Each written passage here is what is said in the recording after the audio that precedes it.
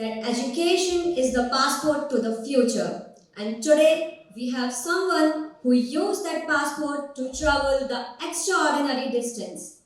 Today is a very special day as we welcome one of our own International Alumni Ambassador, Mr. Shivam Singh sir. Well, ladies and gentlemen, this is me, Nandini Mehra from ICT, and I am your host for this session. And I am really grateful and delightful that you are giving your valuable time for this session. It really gives me immense pleasure to welcoming each one of you present over here. So without any further delay, let's start our session with a huge round of applause. Our main goal today is to bridge a gap between the academic theory to the professional reality. So, नमस्ते, राधे राधे, सत श्री अकाल, खमा गनी, आदाब आप सभी को, कैसे आप सभी लोग? Hope you are good. आज कॉलेज का ऑडिटोरियम थोड़ा अलग सा लग रहा है ना? वही चेयर्स, वही स्टेज, लेकिन आज वाइब्स थोड़ी एक्स्ट्रा स्पेशल है, क्योंकि आज हमारे बीच एक ऐसे शख्स है जो कभी हमारी ही तरह इन्हीं कॉरिडोर में अटेंडेंस के लिए जुगाड़ किया करते थे. Back in 2021, our guest was sitting exactly where we are today, perhaps in this hall, dreaming of the future. But now, he is in the position of mechanical maintenance and technical support at Dubai Maritime City of DP World Group.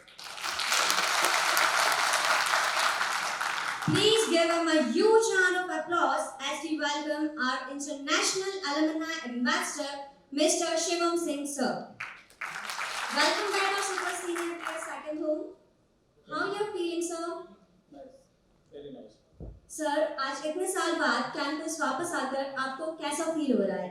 What's the first thing जो आपको सबसे पहले याद आई?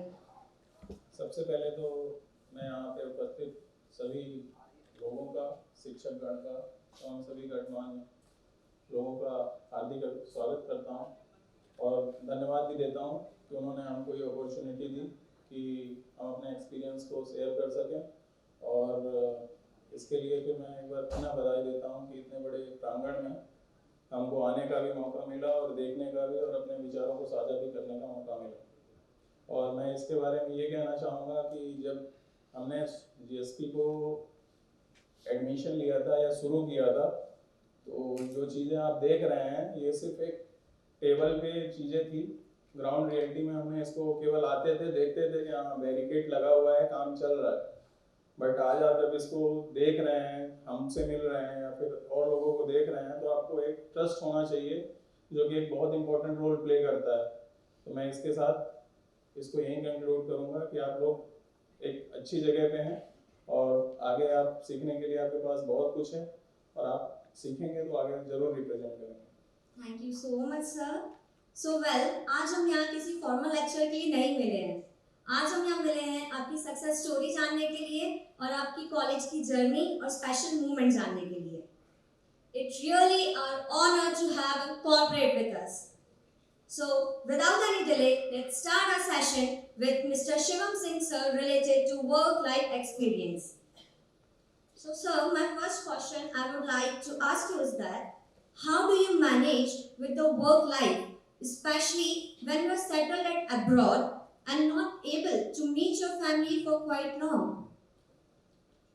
सबसे पहले तो abroad सुन के ही आपको लगना चाहिए कि आप यहाँ से मूव होने वाले हो, तो आपको पर्सनल लेवल पे बहुत काम करना पड़ेगा. सबसे पहले आपको होम सिकनेस से दूर रहना तो बहुत ज़रूरी है, क्योंकि अगर आप पहली बार कहीं प्लेसमेंट होते हैं तो फर्स्ट 3 मंथ में आप अपने घर आते हैं, ज़रूर आते हैं, क्योंकि आपने इतना समय बिताया हुआ है घर पे कि वो आपको घर जरूर लाएगा. तो अगर आप बाहर जाने का सपना देख रहे हैं तो मैं बिल्कुल कहना चाहूँगा कि पहले आप थोड़ा सा अपने आप को होम सिकनेस से दूर रखें. दूसरी चीज़ क्या होनी चाहिए आपके अंदर कि आप अपने लेवल पे अपने आप को हमेशा मेंटेन करके रखें. सबसे पहले हेल्थ, उसके बाद अपना मेंटल हेल्थ, इनको ज़रूर से आपको पर्सनली केयर करना पड़ेगा. कोई सेकंड पर्सन आपको केयर नहीं करेगा और आपको ही अपना ख्याल रखना है और उसके लिए आपको आगे बढ़ना है. तीसरी चीज़ कंसिस्टेंसी. आपको जो भी काम आपको, सपोज आपका क्लाइंट प्लेसमेंट हुआ है तो आपको एक वर्क लाइफ बैलेंस में एंटर करें हैं आप, तो आपको वहाँ पे जो भी वर्क मिलेगा वो आपको इस इंफ्रास्ट्रक्चर से रिलेटेड बिल्कुल नहीं मिलेगा। नीट एंड क्लियर माहौल नहीं मिलेगा, ठीक है। आप आ रहे हैं डिसिप्लिन में, जा रहे हैं डिसिप्लिन में, बिल्कुल नहीं मिलेगा। आप एक बार वहाँ एंटर कर गए, सामने वाला आपको सिर्फ अपने आउटपुट प्रोडक्ट के बारे में बताएगा और उसमें आपकी फीलिंग, आपके इमोशन का कोई ख्याल नहीं रखा जाएगा। आपको खुद से मोटिवेट रहना है, खुद के लिए काम करना है और अपने आप को समय देना है। इसलिए जो भी माइंडसेट है, आपको ग्राउंड रियलिटी को हकीकत से जानना है और अपने गोल को क्लियर रखना है कि मुझे कहाँ तक जाना है। उसके लिए स्टार्ट करना पड़ेगा और जब आप स्टार्ट करेंगे तो डेफिनेटली एक समय ऐसा आएगा कि आप बिल्कुल यहाँ पे आके और आप स्पीच देंगे और आपको लोग सुनने आएंगे। Thank you so much, sir, for your opinion. Audience, are you agree with him? So, sir, as we know that each one of us is different. सभी के अंदर कुछ गुड हैबिट्स रहती हैं तो कुछ बैड हैबिट्स रहती हैं. So, sir, my question is, आपकी ऐसी कौन सी हैबिट थी that helped you in maintaining the balance in your life? सबसे पहले मेरे अंदर अच्छाइयाँ बुराइयाँ तो ठीक है, पर दो ही चीज़ रहती थी। एक तो थी, मैं जब मैम बैठी हैं, वर्षा मैम, सर बैठे हैं, इनको जब मैं फर्स्ट इंटरेक्ट मिला था तो सब पूछते हैं कि मैम ज्वाइन करेंगे, कितनी फीस है। मैंने इनसे कोई इंस्ट्रक्शन इस बारे में बात ही नहीं की। मैंने इनको सीधा आके ये बोला कि मैम मुझे ये कोर्स करना है, मेरा ये वर्क एक्सपीरियंस है, मैं यहाँ से स्विच होना चाहता हूँ, मुझे प्लेसमेंट मिलेगा या नहीं मिलेगा। मेरा फर्स्ट क्वेश्चन यही था। ये क्वेश्चन कब आता है इंसान के दिमाग में? जब वो उसको ट्रस्ट पूरा होता है कि हाँ, जो भी मैं गया हूँ, जिस जगह पे गया हूँ, वो एक ट्रस्टेड जगह है। तो वो फर्स्ट डे का एक्सपीरियंस और पीछे से वो पुराने वाले जीएसटी में प्लेसमेंट सेल जस्ट पीछे रहता है। फर्स्ट पे आपको मिलेंगे मैम, जस्ट उनके पीछे रहेंगे प्लेसमेंट सेल की मैम। उन्होंने मेरी बातों को ध्यान से सुना, फिर वो इस मेरे क्वेश्चन खत्म होने के बाद उन्होंने मेरे से पूछा आपका क्या है। फिर उन्होंने मेरे को एक ट्रस्ट जनरेट करवाया कि अगर आप जो भी इसका क्राइटेरिया है, आपकी अटेंडेंस, आपकी एग्जाम्स, अगर वो आप फुलफिल करेंगे तो हम आपको एक ऐसा अपॉर्चुनिटी देंगे कि जहाँ पे अगर आप अपने आप को प्रूव करेंगे तो डेफिनेटली आपका कैंपस प्लेसमेंट जरूर होगा। तो उसमें दो चीज़ें मेरे को क्लियर हो गई थी। एक, मेरे को क्लियरिटी क्लियर हो गई थी और दूसरा विजन। मुझे क्लियरिटी ये थी कि मुझे अगर यहाँ पे ज्वाइन किया तो मुझे कैंपस प्लेसमेंट मिलेगा। दूसरा ये था कि मुझे आउट ऑफ इंडिया जाना है, सैलरी डजेंट मैटर। मैंने जब ज्वाइन किया था तब मेरी सैलरी कुछ और थी, बट मुझे यहाँ से मूव करने का मौका मिला। आज मैं कहना चाहूँगा, सर ने अभी शुरुआत में ही कुछ कहा कि ये इस बेस्ट की बेस्ट प्लेसमेंट लेडीज हैं या स्टूडेंट हैं, लेकिन वो उस समय के लिए रही होंगी, लेकिन आने वाले 5 साल के बाद वो उससे भी कहीं ज़्यादा बेहतर करेंगे। ये इन्हीं के साथ इंसान को केवल दो चीज़ों पे ध्यान देना है, क्लियरिटी, एक विजन, और उसके साथ कंटिन्यू काम करेंगे तो डेफिनेटली 100% प्रूव होगा। Thank you so much sir. अब मुझे समझ में आ रहा है कि इंटरनेशनल प्लेसमेंट क्यों लगती है, because managing balance in life is very important. Audience, आज हमारे बीच एक ऐसा सितारा है जिसने अपनी मेहनत और काबिलियत से ना सिर्फ अपना बल्कि इस इंस्टीट्यूशन का नाम भी पूरी दुनिया में रोशन किया है। Please give him a huge round of applause. So sir, shall we start with the next question? Sure. अपने गोल्स को अचीव करने के लिए हमें बहुत सारी चीजों से रेजिस्ट करना पड़ता है, like we have to make certain boundaries. So could you please guide us that how important it is and how young profession can do that? सबसे पहले मैं ये कहना चाहूँगा कि जो भी आपको एक टास्क दिया हुआ है आप पूरा करिए। सारे जो भी हैं मॉड्यूल 1, 2, 3, 4, 5, 6 हमारे समय में तो यही होता था, अभी मुझे नहीं पता, बट आप ये सब चीज़ें करिए। फिर उसके बाद एक समय ऐसा आएगा कि आपको ऑटोमेटिक ट्रेंड किया जाएगा। और सबसे बड़ा, नौकरी लगना आसान है, नौकरी छूटना आसान है, लेकिन नौकरी को लंबे समय तक करना काफ़ी मुश्किल होता है। तो आप अपने नॉलेज के बेस पे नौकरी को गेन कर सकते हैं और अपनी ज़रूरत के हिसाब से नौकरी को छोड़ सकते हैं, बट जो आपको सरवाइव करने के लिए सॉफ्ट स्किल नाम का एक फैक्टर है, वो बहुत इंपॉर्टेंट रोल प्ले करेगा। सॉफ्ट स्किल का मतलब ये है कि आपको बॉस आपसे क्या डिमांड कर रहा है और उसके डिमांड पे आप फुलफिल कर गए, बाकी आप काम कर रहे हैं नहीं कर रहे हैं वो डजेंट मैटर। तो आपको सॉफ्ट स्किल पे फोकस काफ़ी ज़्यादा करना चाहिए लॉन्ग टर्म में सर्वाइव करने के लिए। बाकी एजुकेशन तो मस्ट इम्पॉर्टेंट है ही, कंसिस्टेंसी चाहिए ही चाहिए, और आपका फिजिकल फिट होना ये तो मस्ट इम्पॉर्टेंट है। तो इसलिए मैं ये चाहता हूँ कि आप एजुकेशन थोड़ा कम रहेगा तो चलेगा। रीज़न क्यों कि जो आपके सीनियर्स हैं उस इंडस्ट्री में काम कर रहे हैं वो आपको कहीं ना कहीं अपने फ़ायदे के लिए आपको ट्रेंड कर देंगे, लेकिन जो आपका सॉफ्ट स्किल है वो आपको खुद से ट्रेंड करना पड़ेगा, क्योंकि सामने वाले के साथ आपका जो इंटरेक्शन है वो लॉन्ग टर्म में कैसे आप उसको सर्वाइव कर पा रहे हैं। अगर आपको लंबे समय तक काम करना है तो आपका बॉस का आपके लिए हेल्पिंग नेचर होना बहुत इंपॉर्टेंट है, वरना आपकी सारी गलतियां छप जाएंगी ना कि छिप पाएंगी। तो ये मैं कहना चाहता हूँ। Thank you so much sir, ये पॉइंट मेरे लिए काफी नया था। So sir, shall we start with the next question. Sure. इस इंस्टीट्यूशन को जो आपका एक्सपीरियंस रहा है regarding to survival as compare to another country like Gulf, according to you which one is good? India के बारे में तो कुछ कहना ही नहीं है, क्योंकि हम यहाँ से उठे हैं फिर वहाँ के लिए एक बेल ट्रेंड हुए हैं, तो इसको तो हम कंपेयर कर ही नहीं सकते। सेकेंड चीज ये है कि यहाँ का जो वर्क कल्चर है और डिफरेंट कंट्री में वर्क कल्चर दोनों में बहुत बड़ा डिफरेंट है। ये चीज आपको फर्स्ट प्रायोरिटी में, अगर कहीं आपका सिलेक्शन दूसरी कंट्री में होता है तो वहाँ पे आपका सबसे पहले डिसिप्लिन मैटर करता है।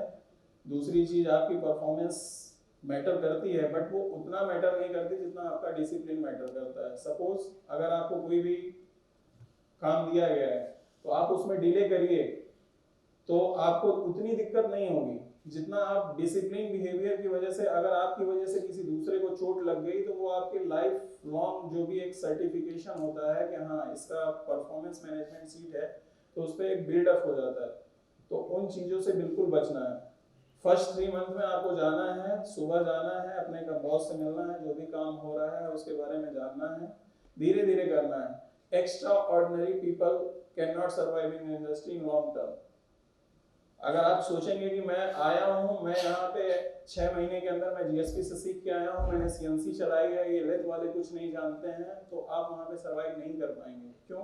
क्योंकि कोई ना कोई एक आपकी गलती वो आपको आपके बैक साइड पे लेके जाएगी। इसलिए सबसे पहले अगर आपका कहीं प्लेसमेंट होता है तो आप थोड़ा सा अपने आप को समय दीजिए, वहाँ के माहौल को जानिए, लोगों के नेचर को जानिए, फिर उसके बाद अपने आप को धीरे धीरे धीरे पुश करके आप वहाँ पे सेट हो जाएंगे। दूसरी चीज, इंडिया में जो वर्क कल्चर है वो तो जैसा भी है सही है।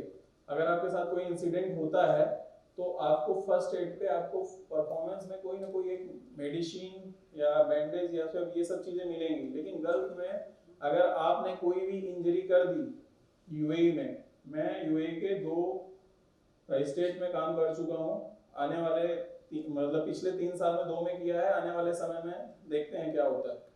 बट वहां पे सबसे बड़ी चीज ये है कि अगर आपको कोई भी इंजरी हो गई है तो सेकंड आदमी जो है वो आपका हेल्प नहीं करेगा। रीजन क्यों? वहां का गवर्नमेंट लॉ, जब तक वहां पे वो एरिया आइसोलेटेड कर जाएगा, जबकि वहां की गवर्नमेंट की क्योंकि रिस्पांस टीम नहीं आएगी और आपका मेडिकल के साथ साथ एक पुलिस वाला नहीं आएगा, तब तक वो आपको हाथ नहीं लगाएगा। क्यों? अगर वो हाथ लगाया तो वो उस केस में आ जाएगा और उसका पासपोर्ट को जब्त कर लेंगे तब तक, जब तक उसका पूरा वेरिफिकेशन क्लियर हो के वो निर्दोष साबित नहीं हो जाता। तो कहना यही है कि अगर आप इंडिया से बाहर जाते हैं तो सबसे पहले आप डिसिप्लिन रखिए। सेलेक्ट होने के बाद आपको पर्याप्त टाइम मिलेगा कि 4 महीने 6 महीने में आप वो काम सीख जाएंगे। कोई भी काम आप 500 बार करेंगे, 1000 बार करेंगे तो ऑटोमेटिक वो आपसे आ जाएगा, उसका कोई दिक्कत नहीं है। लेकिन डिसिप्लिन, कंसिस्टेंसी और लर्निंग स्किल अगर काम करेंगे तो आगे चल के बहुत बेनिफिट होगा। Thank you so much sir for your opinion. My next and the last question is, basically क्या होता है जो यंग प्रोफेशन रहता है वो वर्क प्लेस में खुद को प्रूव करने के लिए कुछ मिस्टेक्स कर देते हैं। So what is that one mistake that young profession do while trying to prove themselves at work? Mistake होना चलेगा, कोई दिक्कत नहीं है, लेकिन इतने लेवल का नहीं होना चाहिए कि वो हाईलाइट हो जाए। तो इसलिए मिस्टेक तो होंगी, कोई भी जॉब परफॉर्म करेंगे, कोई भी मेंटेनेंस एक्टिविटी करेंगे, कोई भी प्रोडक्शन निकालेंगे, लेकिन उसे अपने बॉस के साथ लॉयल रहना है। कोई भी चीज़ अगर आप में से गलती हुई है तो दूसरा आदमी आपके बॉस को बताए, उससे अच्छा आप जाके बताइए कि sir this is my work, ये मेरे से डैमेज हो गया है, ये इसके लिए मैं गिल्टी फील करता हूँ, नेक्स्ट टाइम से ये रिपीट नहीं हो। ये कमिटमेंट बहुत बड़ी वैल्यू करता है और आगे आपको बहुत सपोर्ट करेगा। उसको बस यही बोलना है कि हाँ ये सर मेरे से हुआ है, नेक्स्ट टाइम से ये गलती नहीं होगी। हाँ दूसरी हो सकती है बट ये गलती दोबारा मेरे से नहीं होगी, तो इतना सफिशिएंट होता है। Thank you so much sir, आपका पर्सपेक्टिव काफी अलग था। सो फ्रेंड्स, लोकल से ग्लोबल तक का सफर तय करने वाले हमारे अपने शिवम सिंह सर, जिन्होंने इंटरनेशनल प्लेटफॉर्म पे अपनी जगह बनाई है, please give him a huge huge huge round of applause.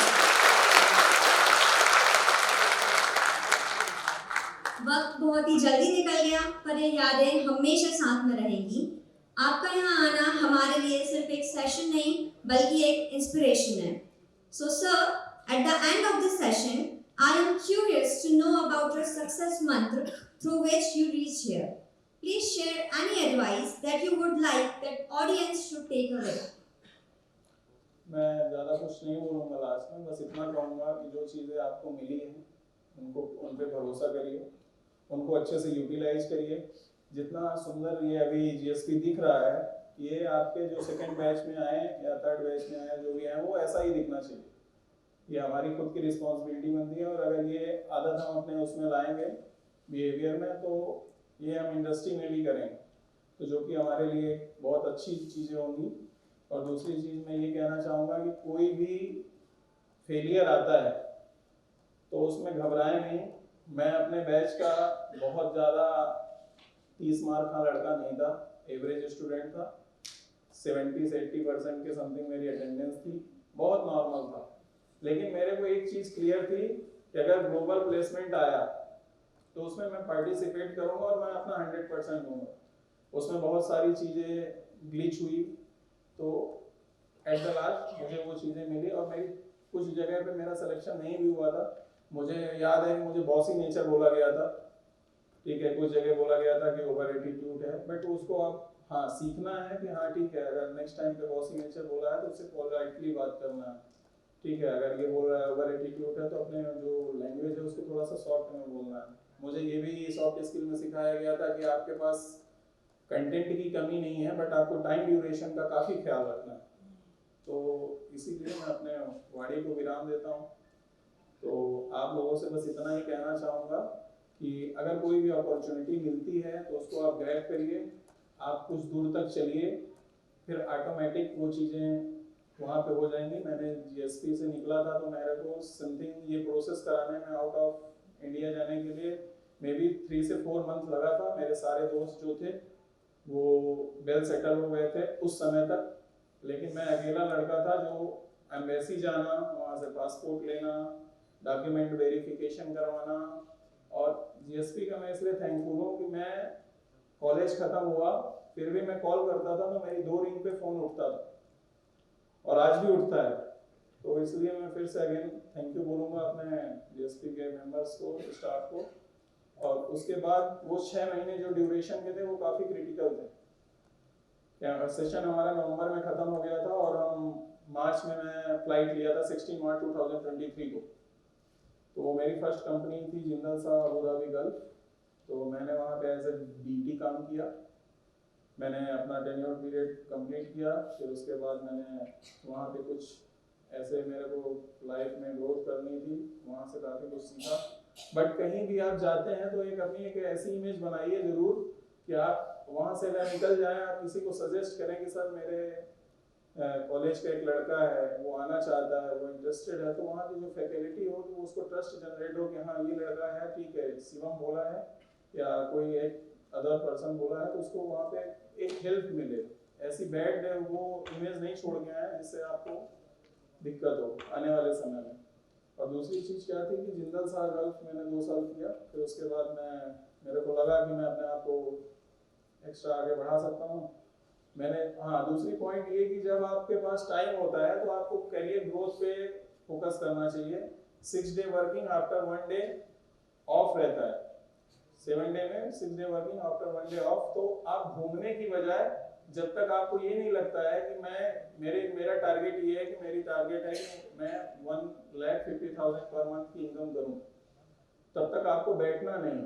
क्योंकि दुबई एक ऐसी जगह है जहां पे मैं अपने पूरे फैमिली के भी इनकम को लगा दूं तो मैं 1 महीने से ज़्यादा सर्वाइव नहीं कर सकता हूँ। तो वेरी लग्जरियस जगह है और आपके पास जितनी भी इनकम होगी समथिंग अराउंड 120 के समथिंग मेरी सैलरी आती है वो भी नहीं बचेगी। तो इसलिए जो आपका गोल है जब तक वो फुलफिल नहीं होता है तो अपने आप को उस गोल के हिसाब से काम करते रहिए और डेफिनेटली आप सक्सेस होंगे, ये मेरा कहना है।